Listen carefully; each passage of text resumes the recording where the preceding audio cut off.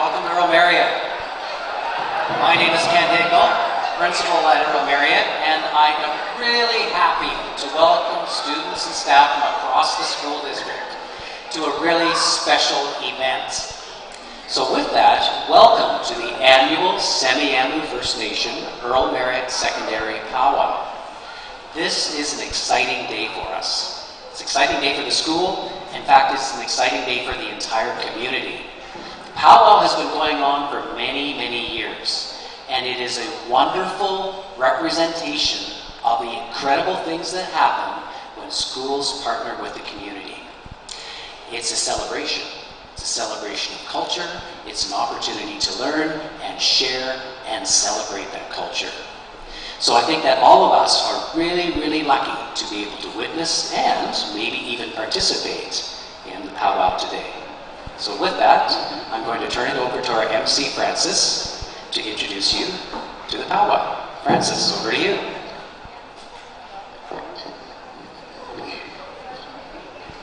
Good afternoon, everybody. Dimato tol squeeze, talitzo qua stalo. Dimato tol is my real name. Francis James is my government name. I come from Stalo people of Chilliwack, which is about an hour east of here. Today we're going to share with you some of the various styles of what is known as powwows today, and share with you some of the history that goes along with these dances and songs, a little bit more in-depth to what you would normally see if you've ever been to a powwow. So, as we go along here, at most powwows what we have that will start off a powwow is a grand entry, and we'll bring in a parade of dancers with the various styles. Historically, our men are the ones who would come into the arena first. The warriors, the ones who looked after their people. We're also going to invite, I believe, some of our principals, if we have visiting principals, and possibly a couple of teachers from the visiting schools that are here this afternoon to come join us as well. So if you want to make your way over to the corner there where the dancers are, I'm sure we have at least a couple visiting teachers. All of the teachers? You guys want all of the teachers?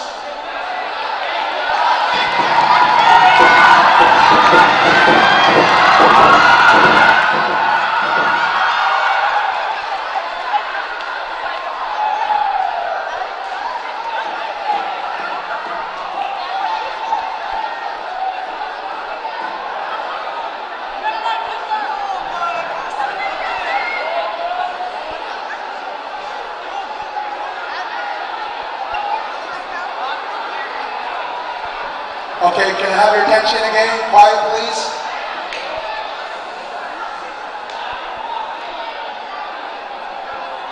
Can I have your attention again, please? I want to just to give a little bit of history, a little bit of history. Powwows like this don't originate from this territory. It was in the mid-50s when one of the very first powwows happened here in the lower mainland on the Squamish village of Capilano in North Vancouver, just beside the Lionsgate Bridge. There was people that came from southern Alberta, from the Blood people, that came and shared some of their songs and dances with the people there. And our people also shared some of our songs and dances.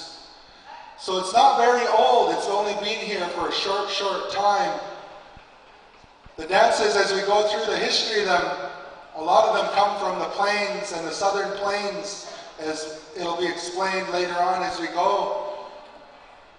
Our people here in British Columbia and in this territory here do not have treaties with any type of government. Before 1952,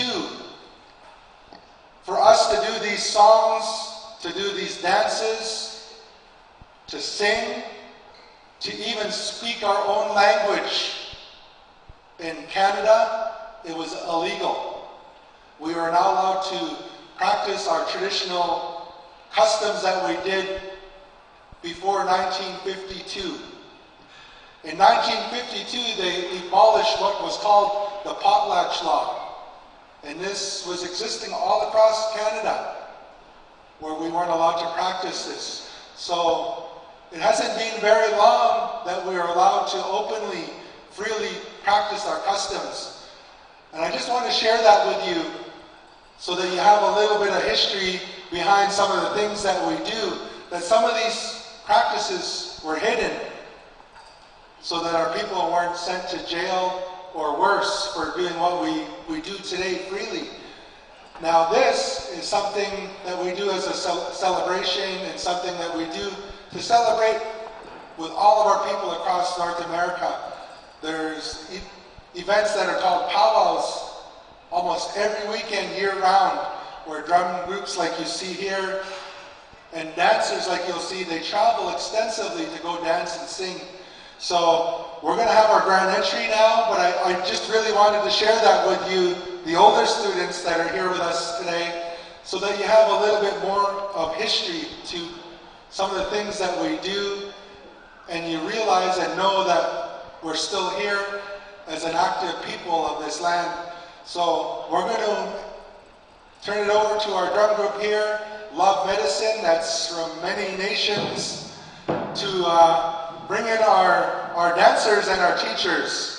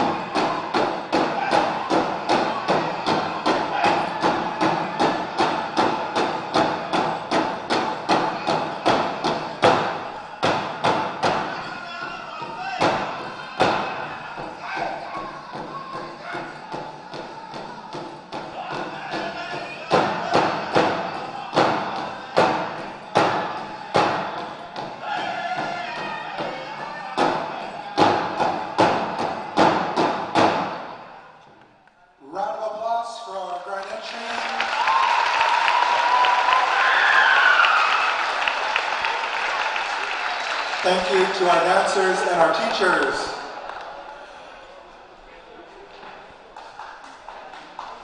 I'm going to introduce, before we go to our next song here, Lauren Stretche, who is going to just explain a little bit more about the next two songs and their significance at the Pow Wows today. Good afternoon. My name is Lawrence, and I come from Saskatchewan. One of the things that I've been told about the two songs that are going to be sung, the first song is what we call a staff song, the warrior staff that you see here in front, that Alex is carrying. Back in the old days, it was the warriors that used to carry a staff like that, and as in way of to lead the battle. And they would, the head warrior would go around and touch an enemy on the shoulder, or on basically common coup. And it was able to. It used to have a point at the end also, so we could make it stand out where on the ground by itself, and while he did the battle. But this is what we call the warrior staff, and then a lot of times other people call the eagle staff. And the songs is basically the family songs. Is back then they called them the family songs, where the veterans had gone out to battle in the world wars, and a few of the songs that were composed were in regards to the return of their family member.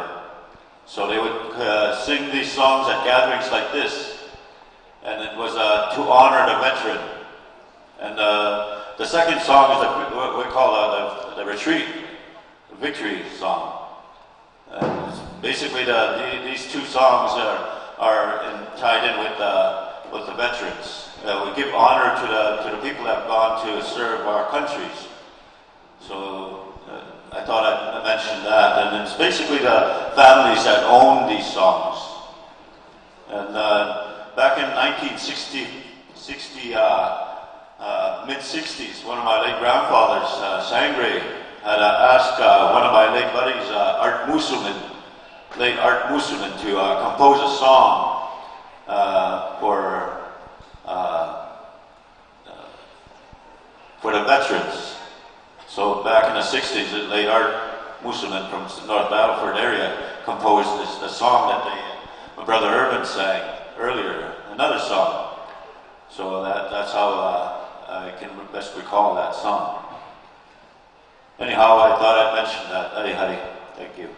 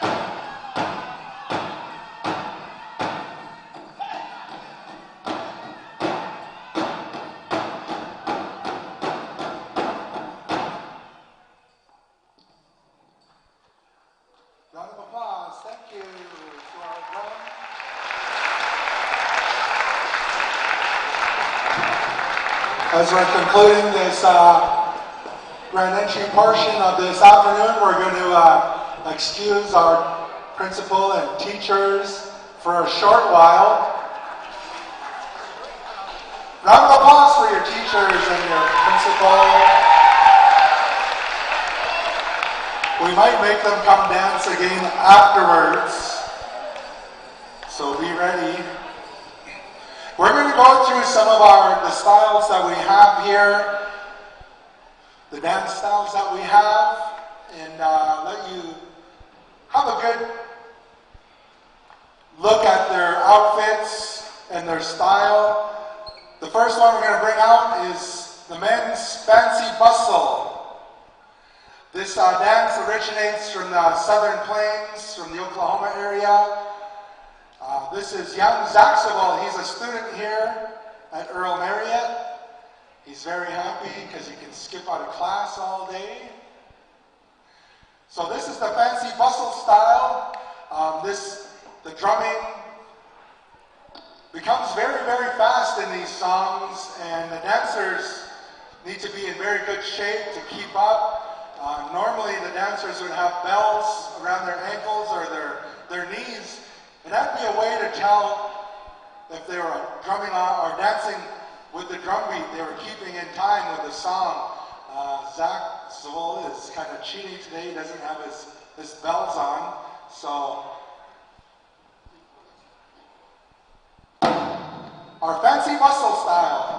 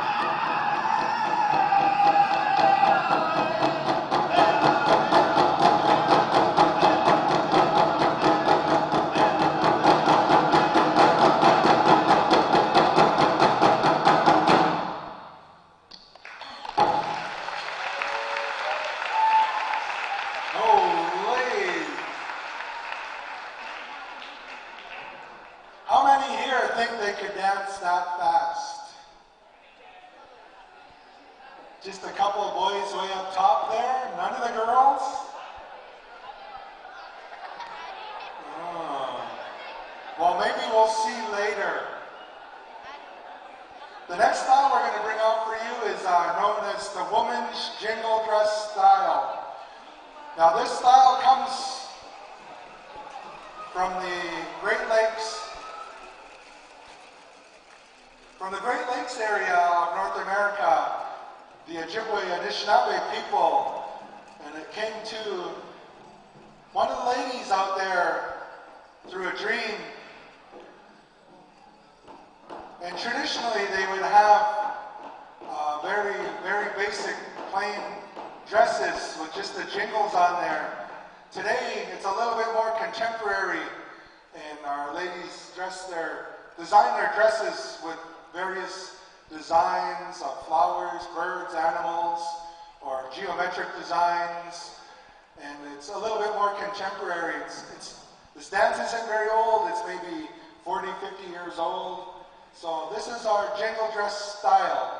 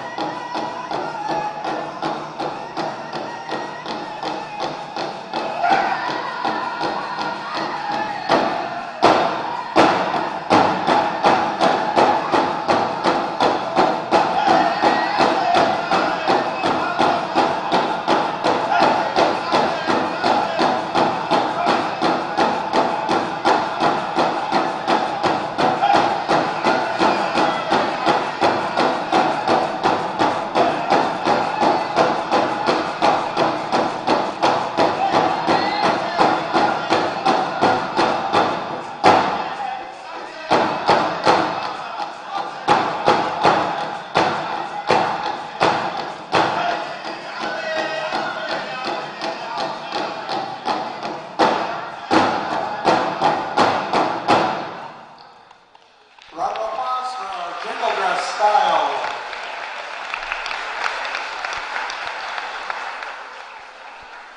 The next style we're going to bring out is our fancy shawl, Our Lady's fancy shawl. This dance style also comes from the southern states, the southern plains. And our ladies would, when it came time for them to start being invited to dance with the men, this is one of the styles that came out. They would come out and dance against or dance with the fancy bustle dancers.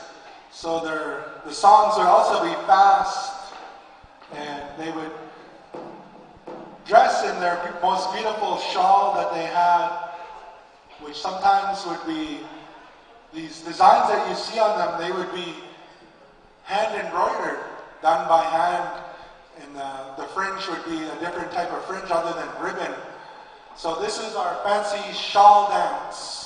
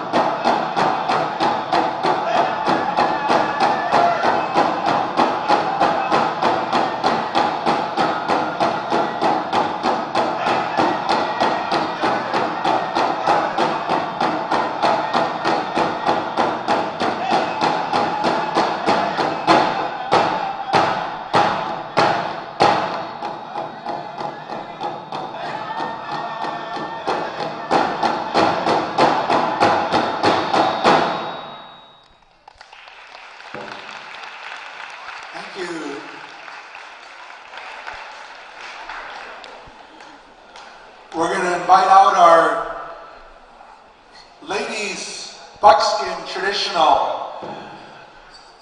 Across North America, we have a good variety of traditional styles for both the men and women.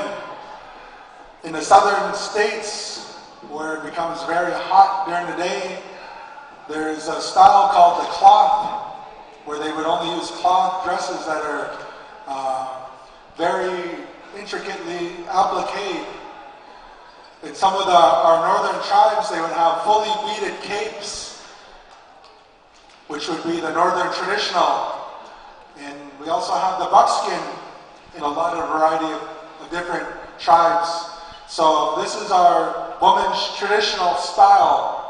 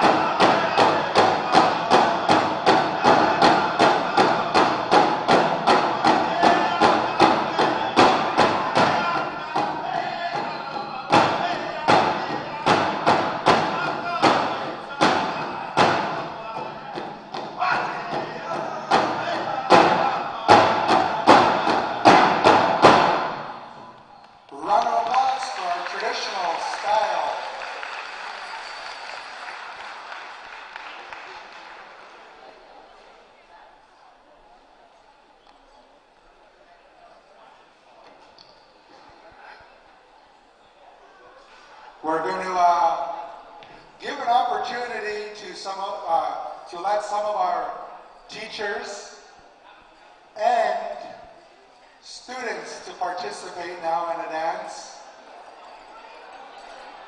Our dancers are going to come out and they're going to select people. They're going to select people to come out and dance. This is known as a social dance, a round dance, a friendship dance. So our dancers are going to come out and invite you to dance.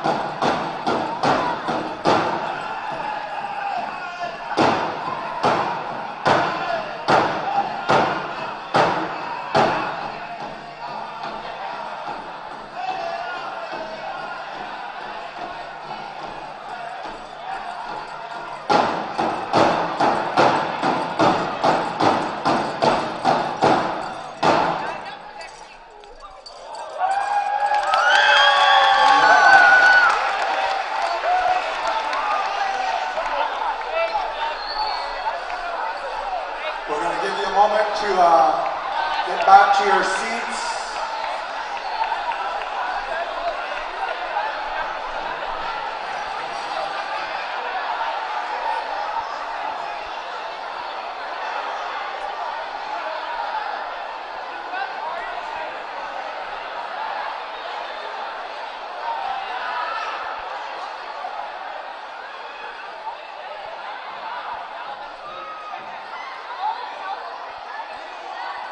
Can we have you quiet now, please?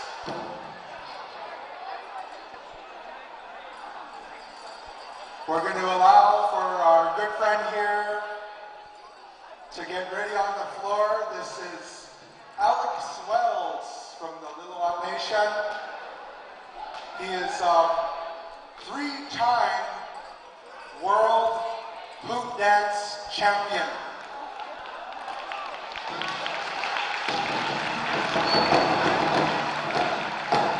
The World Hoop Dance Championships are held down in Phoenix at the Herd Museum. I'm going to turn the microphone over here to Alex, and he's going to go through a little bit of the history of himself doing this dance. Here's Alex. Thank you, Francis, and I'd like to thank each and every one of you here today for your time. And I know it's a long time to sit through some things, and we're kind of moving along fast throughout telling our stories and singing the songs. All these things are a very significant part, to our culture, but it takes a long time to learn each aspect, and we're kind of moving along fast, and kind of just learning out small things here and there, just so you have an understanding of what we're presenting here today. iPhones down, if you can. No, just kidding. But with these dances we do, they have a lot of history to them, and they also, saved our traditional ways in a sense that, at one time we were ashamed, to do these dances. We were ashamed to come out and dance, and because that was the sport of, that was brought upon us, that was taught to us, taught to our grandparents, and then over time, we've gained that respect, through these dances, and that's what they mean to us.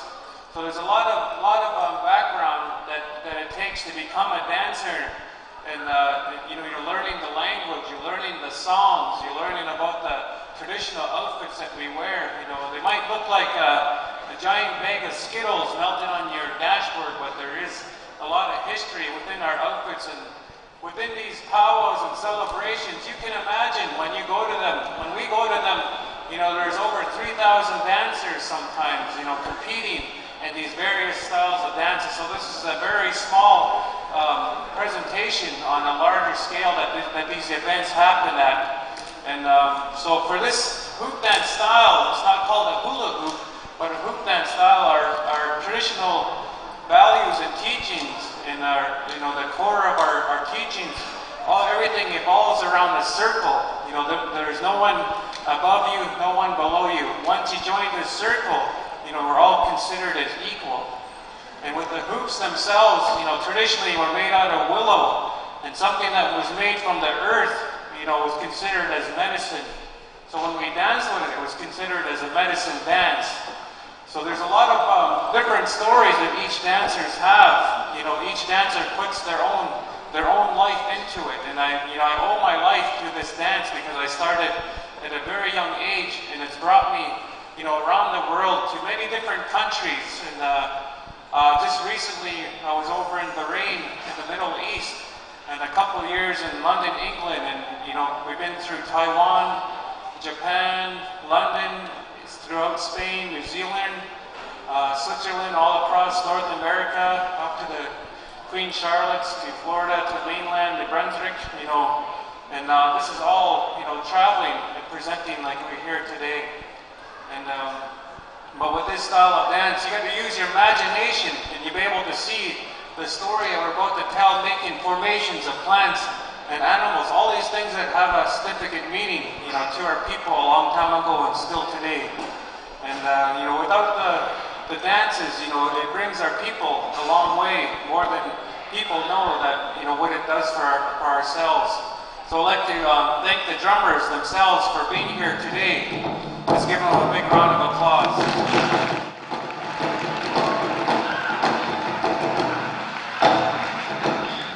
So once again, we'd like to thank each and every of you for your time and patience today, and just to share our culture in song and dance. Thank you.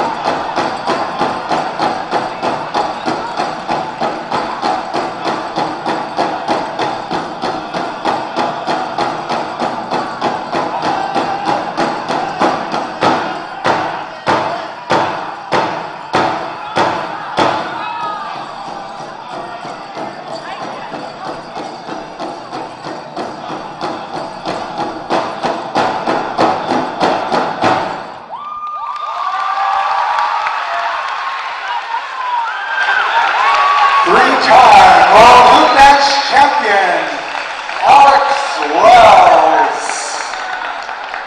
We're going to give him a moment here to get a quick drink of water, and then he's got something on his mind here. A little bit of crowd participation.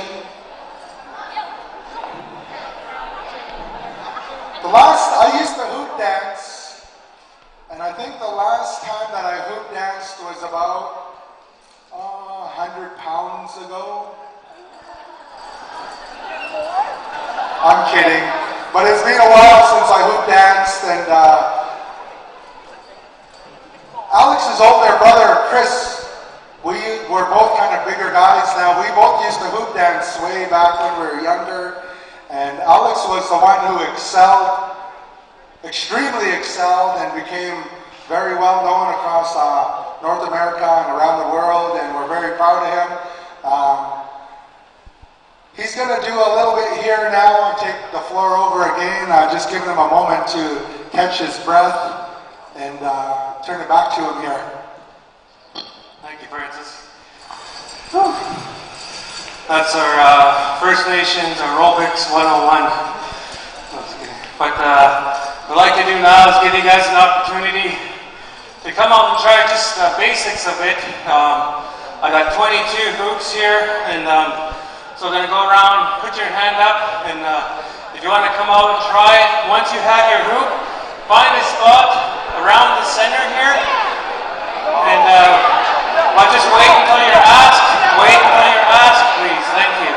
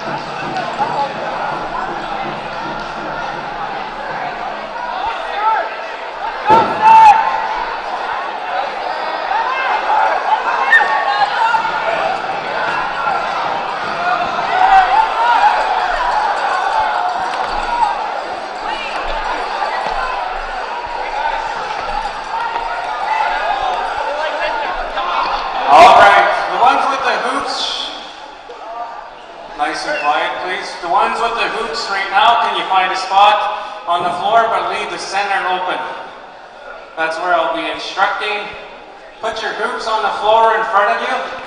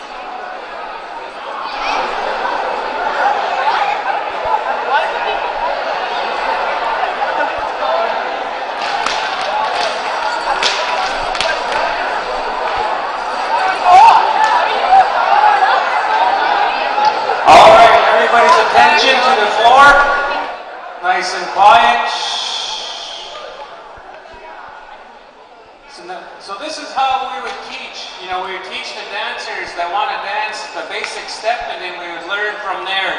So that's what we've done here. We taught these dancers here the basic steps. We're going to play them a song, and they're going to do a quick routine here with the drum beat itself. Are you guys ready? There we go. Let's give them a big round of applause, some encouragement.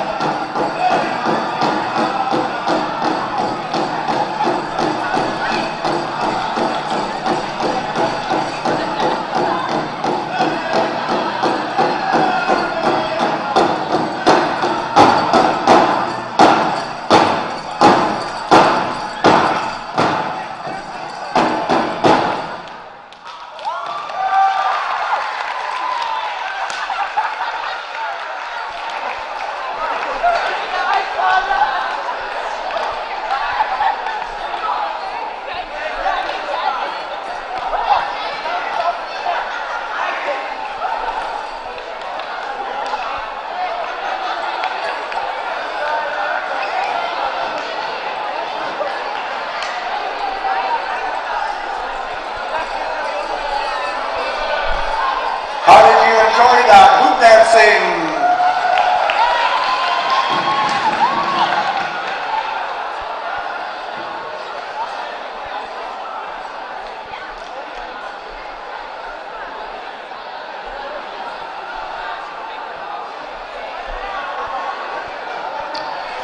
We're going to do what is called an intertribal. Now this is a normal beat dance. We're going to give an opportunity for some of our audience to come on out and dance again. We're going to invite our dancers out that are also going to invite out some of the audience to come and dance with us.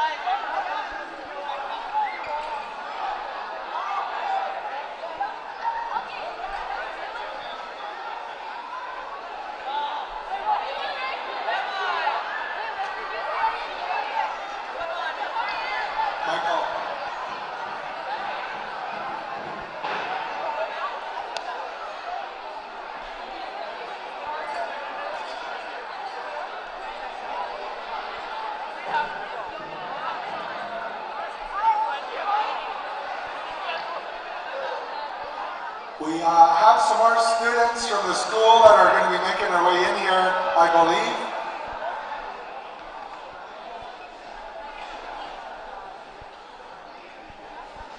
There was going to be a switch around of some of our local Earl Marriott students that are supposed to be switching around, but we're not sure if that is happening quite yet.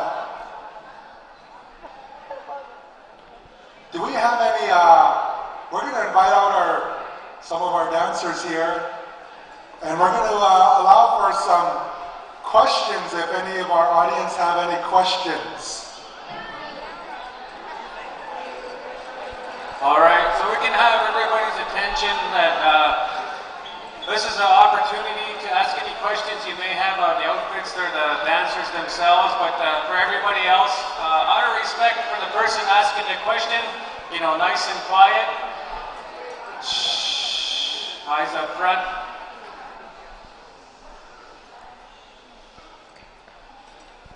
So a lot of these cultural dances, you know, they have a very, you know, outstanding meaning to each dancer. And each dancer here has been dancing at different times, and most of us have been brought up with it since children. So this is, you know, pretty natural way of life for ourselves. For the outfits we wear, you know, it's the extension of who we are within the colors or celebration, or some of the colors are ceremonial, or some of them are just colors that belong to us from the earth, and that connects us, you know, to the earth itself. Any questions out there at this time? You guys know it all? Oh, we got a question.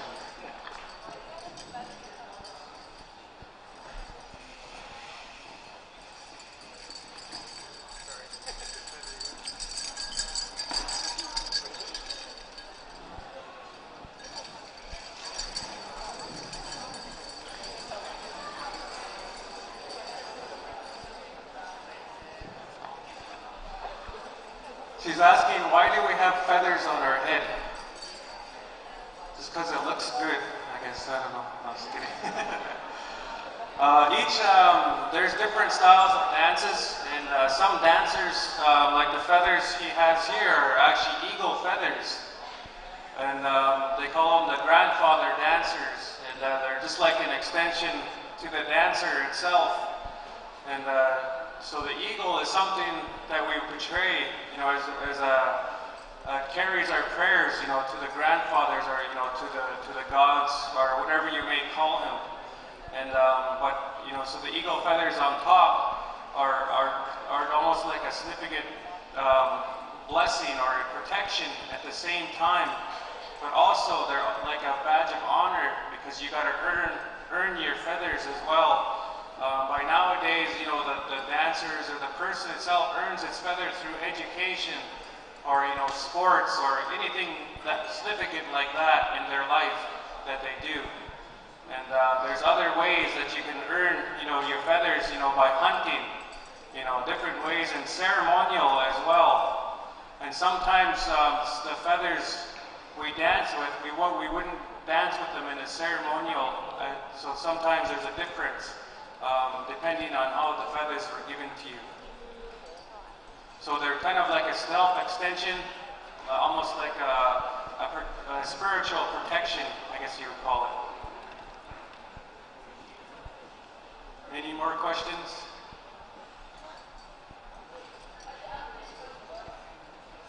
Are the outfits comfortable? Yes, they are. Very comfortable. No, that's a very good question. It's like the moccasins and everything are specifically made for each dancer.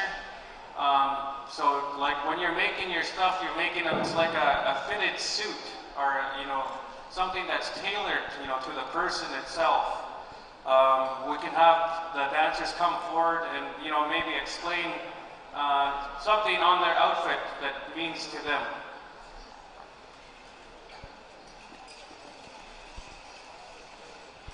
So on my outfit, I'm a jingle dress dancer, so I have the jingle cones on my dress.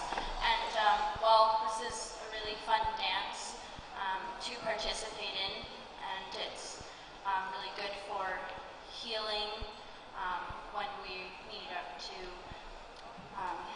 lift our spirits up. It can sometimes be a little bit heavy, not mine specifically because there aren't too many jingles, but traditionally there would be 366 jingles on your jingle dress because you have 365 for the days of the year and then one for yourself. So that's something with the jingle dress.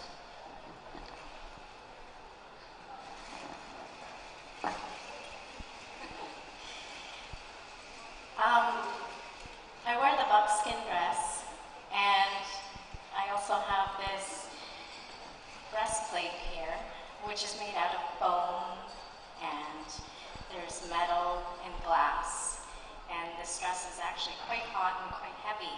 But when you're dancing, you're not really thinking about the inconvenience or maybe that it's uncomfortable or anything like that, because you just feel lifted. You're thinking about your family, or maybe you had a hard day and you're dancing and you let that go. You help other people. Maybe they came to the powwow, they're having a hard time, and their spirits are lifted as well. My daughter here, Virginia, she wanted me to say something about her dress. Her name Virginia means fawn, and she has little fawns on her belt here.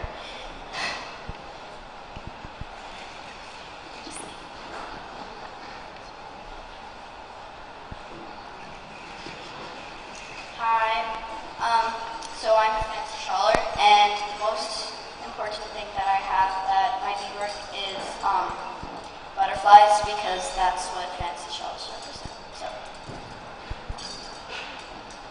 hello, I'm Zach. I'm a men's fancy. I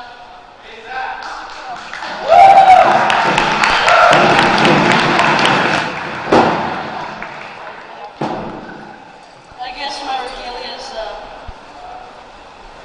it represents me, how colorful I am and all over the place.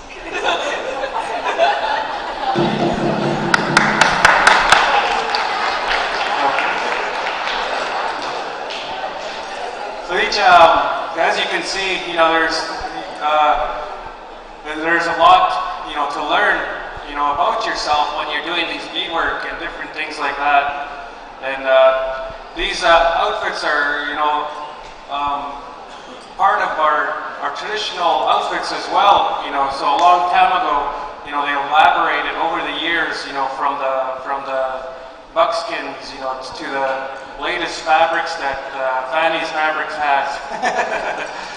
Just for the competition reason. So a little on the competition side, dancers, they do this as a full-time job, as you would say it. They travel throughout the summer, every weekend, and even during the week, they're competing at different celebrations, and they compete for cash prizes as well. And we had another question.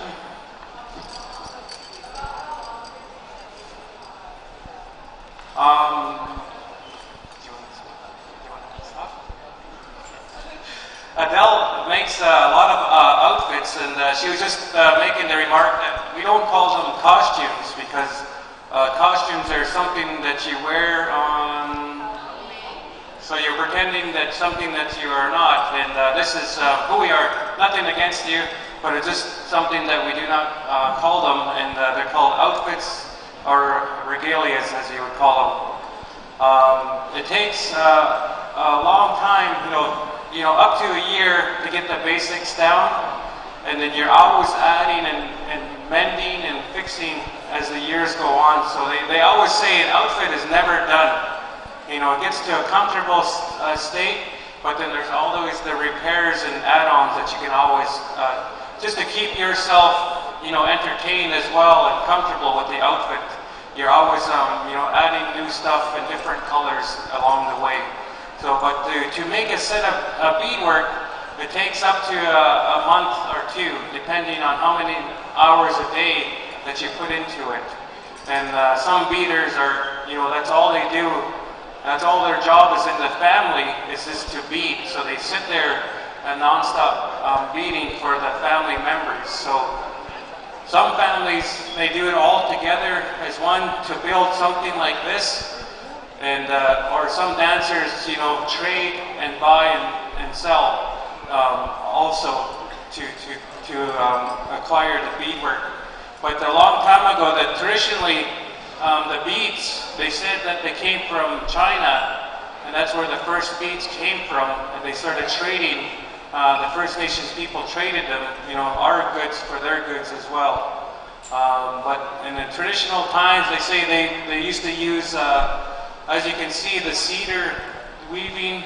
They have designs in there. You can see the quill work as well. And there's a lot of different styles of like moose. They would use the hair of the moose, you know, to do certain patterns and kind of like beading as well. So there's different ways that each territory has their own traditional way of doing their own art, I guess you would say.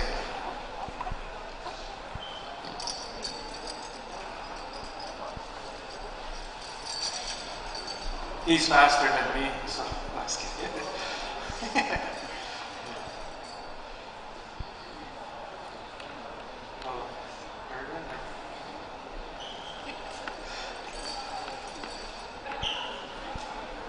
Irvin, you want to talk about that? Yeah. After yourself.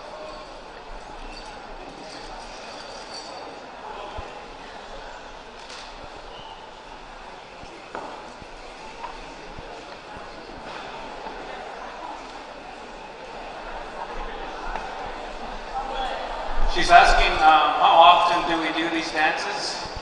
Is that something? I don't know if that, no, that doesn't look like the right.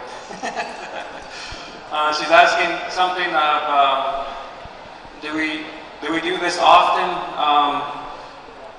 Yes and no. Everybody has their daily lives here. You know, some of these guys are still students, and you know, some of us, as we growing up with it, it is a majority of us. This is what we do almost on a day-to-day basis. You know. Whether it's learning, it's just like sports or like, you know, school, anything you want to be good at, it takes everyday practice. You know, so every day we put on a song, every day, you know, we're learning a new song, you know, or another way to work on our outfits. So it's on an everyday basis that we do this. And for the headdresses that we wear, they're called porcupine hair headdresses. And Irvin, one of the singers here, he actually makes them himself. And he makes the bustles. And you know, he's very talented in singing, but he also has the art of knowing how to tie these. And it's a very fine hair work, because you got to, I could have him come up and explain. He's talking about bingo. I'm just kidding. This to explain how you make the headdresses, what it takes to make them. All right, that's it. Good afternoon. Is it the afternoon? It's almost, how many minutes do we have? 10 minutes? Okay, I'll make this real fast. This is real porcupine hair, and we pluck it. And there's this deer tail. Today they have fiber hair. It kind of saves the population of the porcupine. And it's really good to have that fiber, because it's going to save a lot of the porcupine's lives. Anyway, it takes about a couple of weeks to make this. Sometimes maybe a couple of days. Depends how fast you tie, how fast you sew. And there's a lot of different lengths. The longer it is, the longer it takes. The bustles here are almost equivalent to making the roads. Like, I made a lot of bustles, and it takes a long time. But everything in an outfit, a complete outfit, takes maybe close to a year. It depends how fast you work. And when we sing, this drum here is very sacred. It was an animal, and so that's why I put tobacco and sometimes water. Because when you're riding a horse for a long time, you got to water that horse. Well, same thing with the drum. You got to put water in there because that's the spirit. And when we sing, we don't have a tape recorder or anything. It double comes up here. Comes from here. You got to say, if we're going to dance fancy, this guy's going to dance fancy, we have to sing up, think up a song real fast, and then traditional, whatever. That's it. Thanks.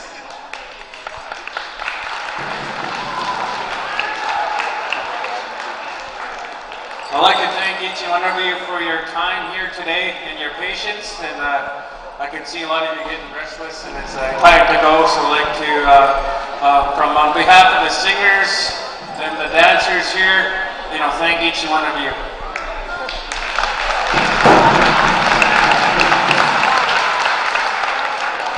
So if we could just wait a moment here, I'd like to give our thanks first to the Semiahmoo Nation for having us on their land. I'd like to thank our MC, Francis James, and our dancers, our singers. I'd like to thank the staff at Earl Marriott Secondary School for having us here. I'd like to thank the humanities teachers, students, and other staff that have come along with us, those that participated.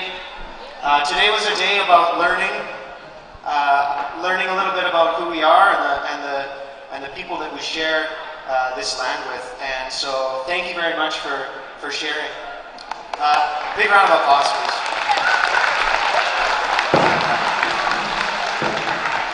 All right, so Frankfurt students and staff, in a moment, I'm going to be asking you to look for your teacher. We're going to quietly move towards your teacher when I'm finished speaking. And then you're going to get organized, your teacher's going to make sure that everyone's there, and then teachers, you're going to load the bus with the same students, your two classes. You're going to make sure that all the students are on board the bus, and as soon as all the people that came with you are with you, you can go back to Frankfurt. If you can please remind students to thank the bus driver and make sure they have everything with them, and just give them direction as to their dismissal from arrival to Frankfurt. Thank you.